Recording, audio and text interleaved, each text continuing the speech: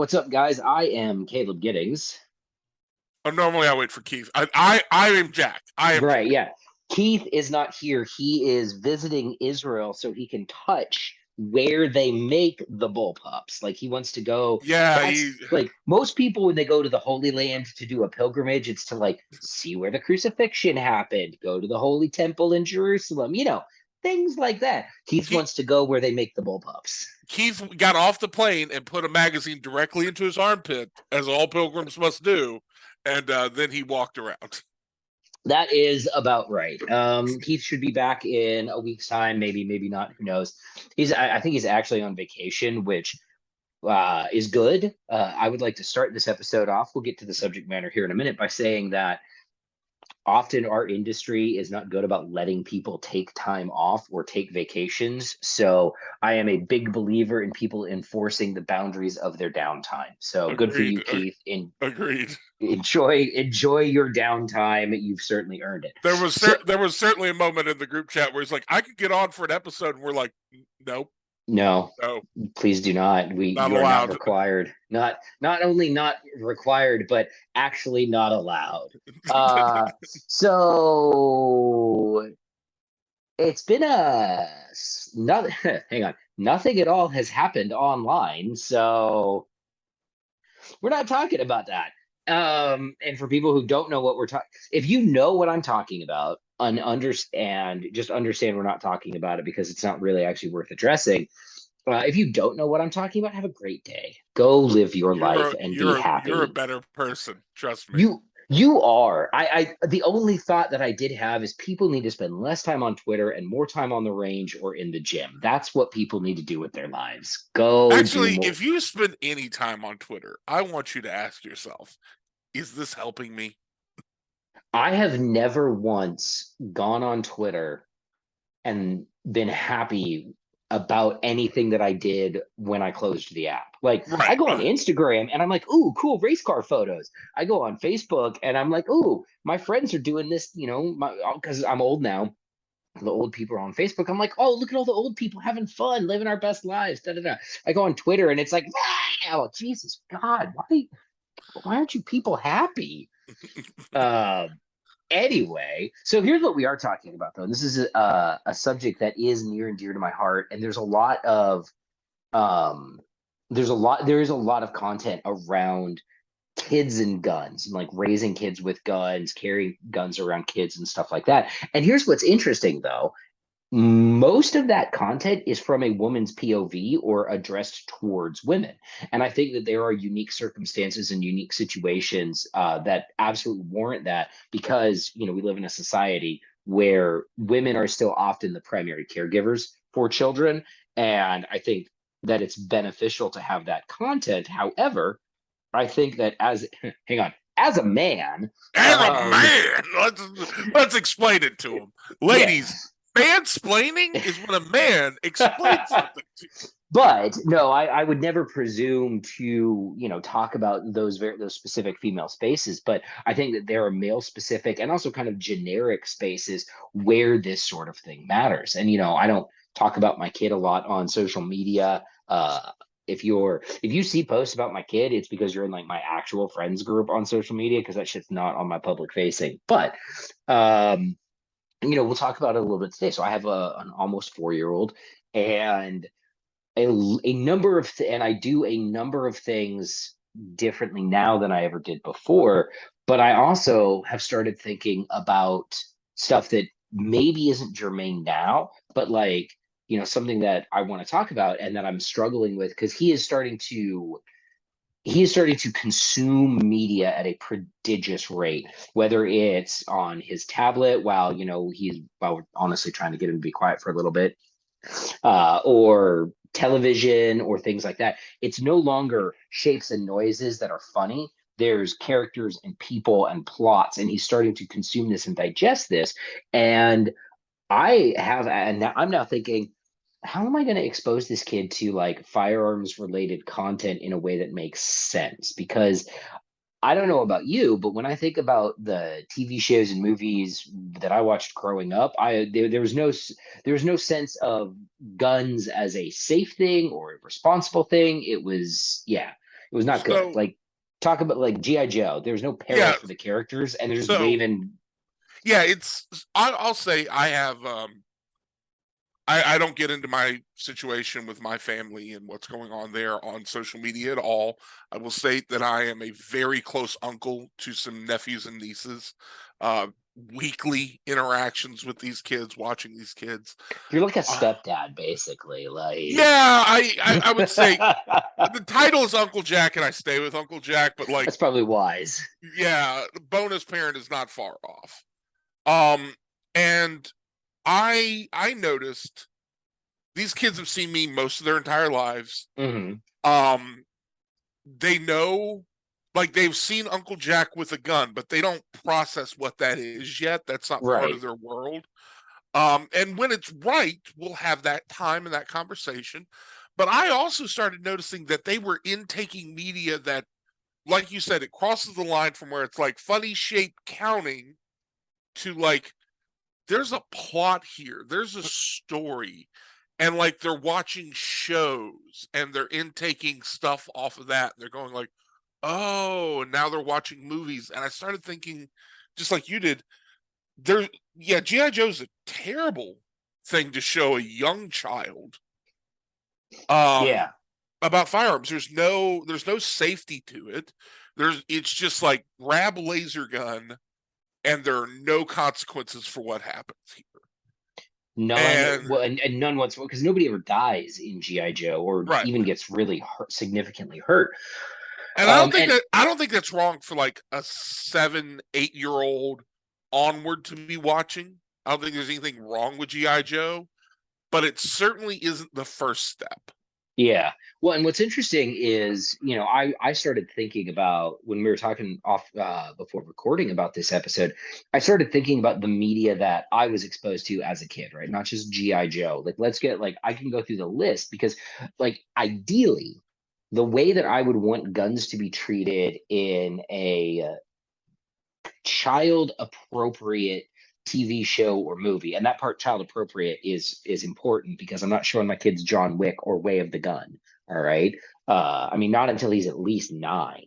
So I my my girlfriend like asked me like when the first time I watched a violent movie was, and I was like, I think I was like 7 or 8, and she's like, "Well, what was it?" And I go, "Predator," so not like a really bad one.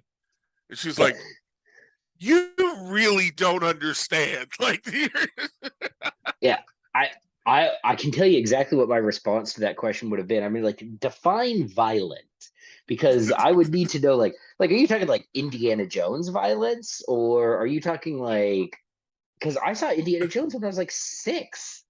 yeah, I lot of like Last Crusade. That was the Hmm. one I watched as a kid, and like, yeah, Last so Crusade is why I don't trust blonde women named Elsa. I couldn't make it through Frozen. I was like, this bitch bad. I can't. Blonde women named Elsa. I'm out. I'm there were out. there's definitely a moment when you're much older watching that, and you're like, oh, there's some unhealthy Dude, yeah. connotations. You're like, was somebody just like flipping through Oedipus here and just like, oh, this is a fun little side bit we can throw in this This would movie? be hilarious.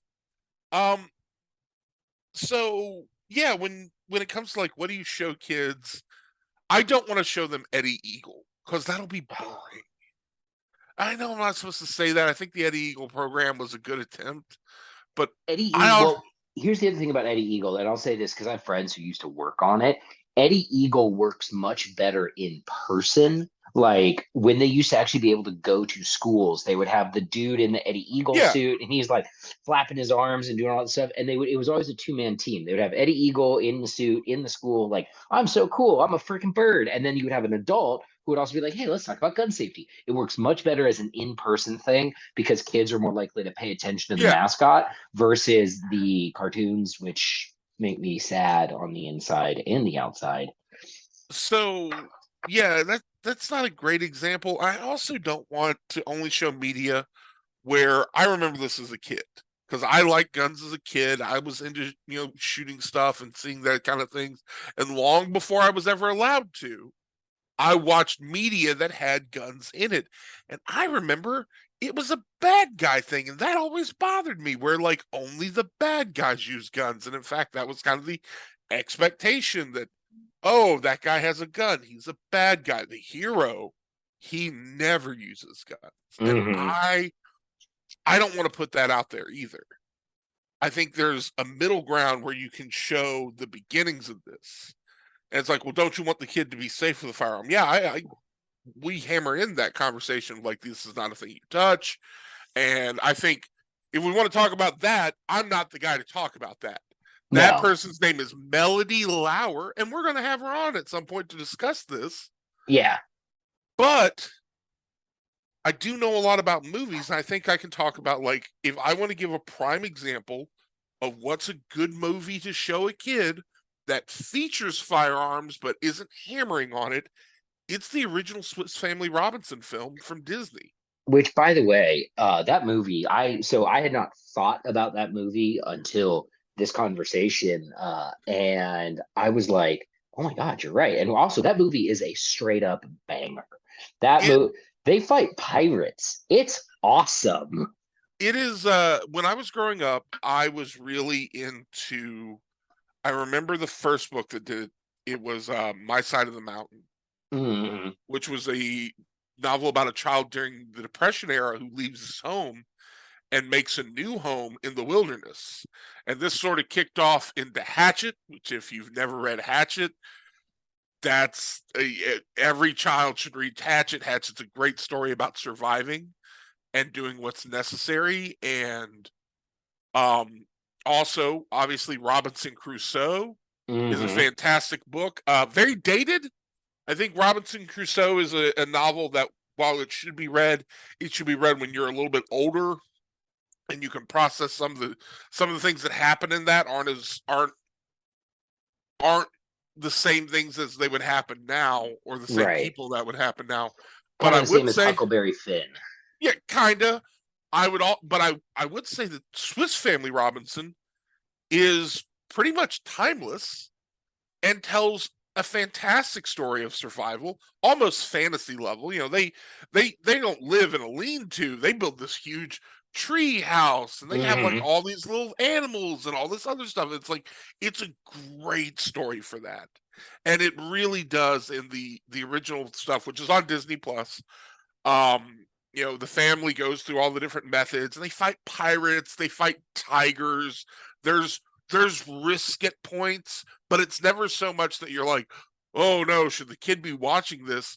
And Hmm. even the small child in the group, who I think Fritz is like 7 to 9, somewhere in that age range, maybe 10, he helps. He's Yeah. not. He's Is he occasionally the comedic relief? 100%. Does he kind of bumble through things? Yes. He's also a helper when it comes to like defending the home from pirates, and that I think is important, because I remember as a kid hating when the kid was like useless. Yeah, because It as a made me. kid, you want the kid to be, you want to, here's a true fact about movies, guys. You always want to see yourself in one of the characters, whether you are younger, older, black, white, woman, whatever. And as a kid, you want to, that's why, like, when I was young, one of my favorite movies, Three Ninjas, Oh yeah, because yeah. I was like, I take karate. These kids are ninjas. I could be a child ninja. Like, now, admittedly, was that movie about an old man training three children to become child soldiers to fight a secret war against a clan of ninjas? Yes. But I don't Hindsight's think there's 20. anything wrong with that. I don't think there's Yeah, anything yeah, wrong with it. no. Are you telling me Batman's in the wrong? Are you Right? telling are Batman you and his army of child Are soldiers. you Oh telling me God. that the serial adopter Bruce Wayne might be problematic in his plans? Oh man. Okay. That's a completely different episode. But so no, and I like the idea that when you're talking about guns represented in film and television and exposing kids to them, there needs to be peril around the use of the firearm. And to me, it needs to be treated with respect but not fear, right? Like, hey, this is a dangerous thing. Don't point it at your brothers or sisters, but also it is an appropriate tool to be used in setting XYZ.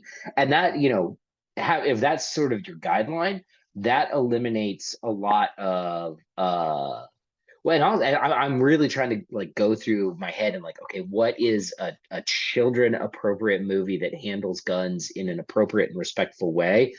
And it really depends. And like, I can't think of any that I would want to show like a 6-year-old other than Swiss Family Robinson. Oh, you had another example though. Um, trying to think of what's also Treasure Treasure Planet? Treasure Planet. Yeah. Treasure Planet obviously is a take on Treasure Island. Which, hey, yeah, isn't that sort of the same? Yeah, it's from the same period. Hmm. But what I want to say about it is it in the cartoon form of Treasure Planet, it's really cool. It's very visually interesting. And I think it translates from very young, who would be like, wow, starships and like sailing through the skies and aliens and fights and ooh. It's never so intense that you're like, okay, maybe the kids shouldn't be seeing this. Maybe this might give nightmares. But it is intense enough for them to be like, peril, Right. bad things. And they don't they don't harp on. I was watching it the other night, and I remember this moment where, spoiler alert, some bad stuff happens in the crew mutinies. I hate to spoil Treasure Planet for you Right. if you The haven't watched it. 2002 Disney animated Yeah, film. I'm sorry, 21 years wasn't enough for you to catch this one. Right. Somebody But got there, mad. Side note, I was reading a Twitter thread, which I regret, and somebody was upset that someone posted spoilers for frickin' the Ed Norton movie with the swastikas. Uh whatever, I can't remember the name of it. American History X. Thank you. Yeah. And I was like, okay. How have you not seen this movie is older than you are, probably, person Right, there, like guy. I don't So I anyway, don't Treasure Planet. Sorry, that was like a full yeah, aside right yeah. there. Treasure Planet, the crew mutinies, they reach into the safe and like the captain hands the heroic character of Jim a laser pistol, and she's like, hold that door. And you see this moment where Jim is being handed this weapon, and there's respect. He's like, this is an adult thing. I'm Right. having to do an adult thing. And I remembered, before I was ever in any sort of parental guidance mode, someone told me, like, if you how you treat children is how they'll respond.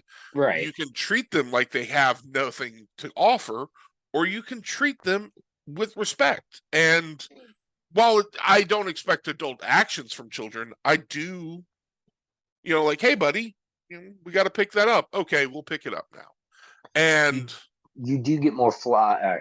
I always hate this phrase. You catch more flies with honey than vinegar. I'm like, why am I trying to catch flies?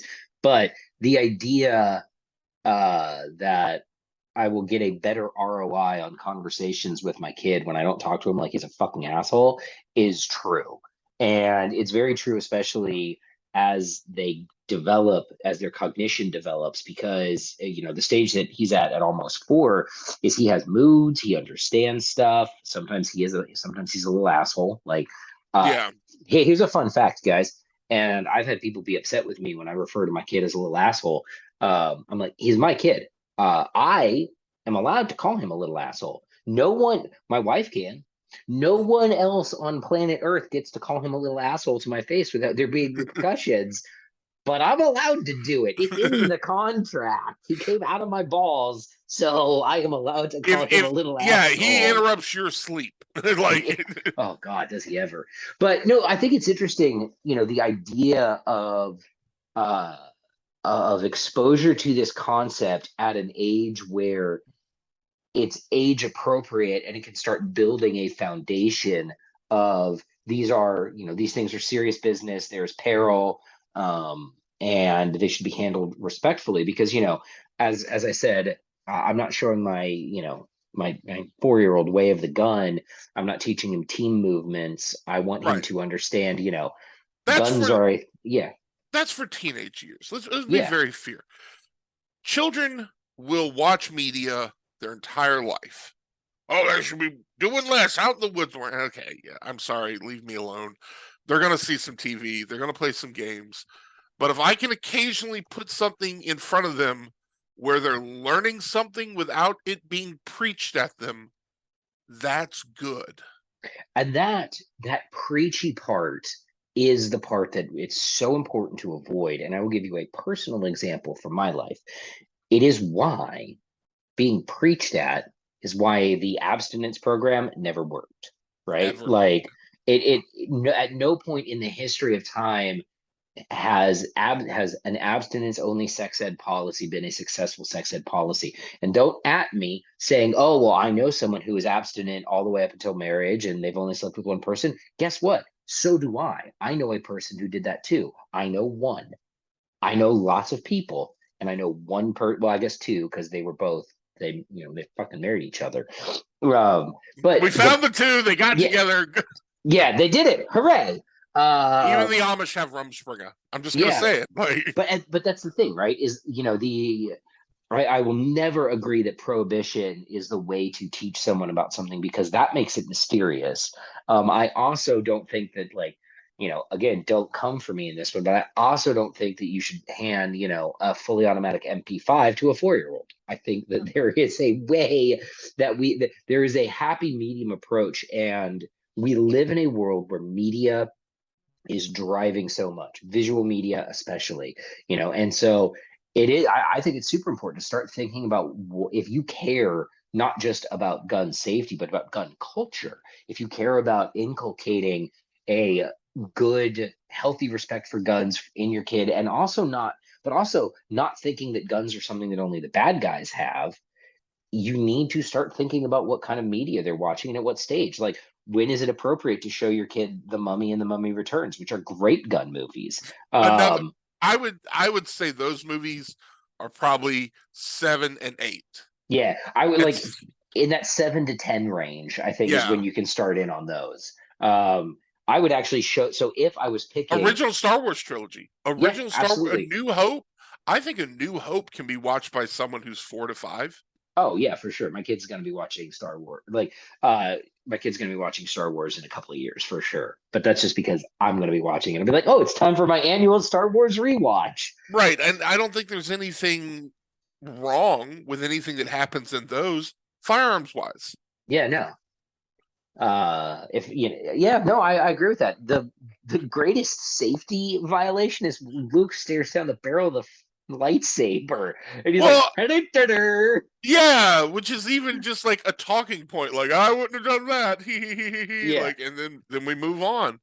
Um, but yeah, I remember as a kid watching them handle firearms in Star Wars and being like, oh, the good guys use blasters too. Hmm. Everybody's got guns in that movie, and I think that is an important thing, is that like not just the bad guys have guns, because if you watch a lot of uh one of the things that I had to deal with growing up is I still to this day love kung fu movies. And we're talking, when I say kung fu movie, I am not talking about American made movies that are sort of parroting that genre. I'm talking about like proper Chinese made kung fu movies. And the only people that have guns in kung fu movies are the bad guys. And as a kid, I was like, wait a minute, this would go. I remember there was a point where I became disillusioned with the genre, because I'm like, this would be over a lot quicker if you had an M16. Like, if you don't have to karate fight these guys, and it's not that they weren't killing these people, because Bruce Lee's snapping necks and ripping tracheas out and all of this Right. other stuff. Like, they're killing the shit out of people in these movies. But I'm like, this is taking too long. Like, do you have can we get some Indiana Jones in here and just shoot these people? Ah, um, yes. So overall, I think there's media out there. And here's the thing. Take none of this at face value. If you are actually raising children and you agree with some of the stuff we said, and you're like, I'm going to go show my kid Treasure Planet. Cool. Watch it first. yeah. Watch everything your children are about to watch first. Like, if you haven't seen every episode of Bluey, First off, you're missing out. Bluey is also, yeah, just fantastic. Bluey's great. Bluey changed my life. Bluey is to my generation of parenting, and I'm not, so when I say generation of parents, I'm talking not about the age of parents, because I have friends who have kids the same age as mine, and I'm much older than them because we waited a really long time to have a kid. My parents that kind of have kids in that Bluey age appropriate bracket, Bluey is to us what Animaniacs was to my parents. Yes. It is a kids show that your kid will watch. He will love the characters. He will enjoy it, or she, whatever, will enjoy it. And that you as a parent will sit down and watch with them, and you will also enjoy. It is fantastic. And episodes are only like 7 minutes long, which is also kind of nice. Oh yeah. And it's not annoying. It's There is not. so much children's stuff now that I think is just like, wow, this is like bad annoying. I don't know how. Low key, Blippi, if I find you, it's on Coming. site. It's It's on it is site. it is on site with Blippi. I I shouldn't will, know. I shouldn't know a song about an excavator. I shouldn't but catch you myself do. singing it. But But you I do. promise you, it's on site, Blippi. You know who, however, must be protected at all costs is Miss Rachel. Miss Rachel must be protected at all costs. I, if you there were people coming for Miss Rachel, and I felt a way about it. I was like, "Oh, you wanna come for her? Let's hang on. Say that in my yard. Step into my yard, sir." Let's You're talk like, about it. Let's talk about it. let's talk about this Maybe Miss we Rachel don't thing. come for Miss Rachel thing. Maybe we just Yeah, want to leave her alone. maybe she's just trying to live her We're gonna life get and kicked create off good the fucking content for children. YouTube so bad. Like, Miss, oh my someone's gonna clip us sitting here with guns, standing up for Miss Rachel, and send it to her. For the record, we think you're great. Yeah, we love you, Miss Rachel. You're awesome. All right, so that, I think that kind of puts a bow on it. Also, but definitely everybody, if you have, so in the comments, if you've got ideas about TV or movies that you think are appropriate for kids to help introduce them to firearms, things that are age appropriate. I almost forgot. I didn't forget though. If you want to buy a book that is written by a parent who has small children, that is about how to introduce your kids to gun safety, Julie Golub wrote it and had it illustrated. It's really good. That would be something that it's like $10 on Amazon. You will not waste your $10. And I think that's a really good, like, if your kids are still in like the storybook phase, absolutely a good start. I would not, yeah, I almost forgot about that. And I was like, wait, Julie's got a whole damn book about this. So excellent choice. Go, you can just search Julie Golub on Amazon and it'll come up. All right. So, but that does kind of wrap up this portion of the Yeah. episode. If you have ideas for media or stuff like that, that you think is, good for gun content and what age kids you think it would be appropriate for, drop that in the comments on this. Before we go, we are going to, we've got a couple of, I do read your comments, guys. I have seen the requests for episodes on Para and the Cerberus fiasco. We do want to do that. We want to have all three of us in the room for that because it's one of those things where everybody knows the piece that affected their particular interest the best. I'm very familiar with the rise and fall of Para and their association with it. I'm familiar with some of the machinations of Cerberus as well. But yeah, so we do want to do that. Lastly, I want to read a comment. Hang on, let me see. There. I gotta find it real quick. That whole episode was a commercial for Hunter's HD Gold. You're right, it was.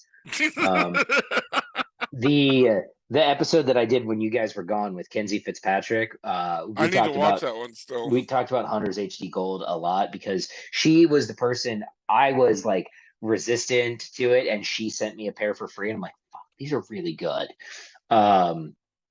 And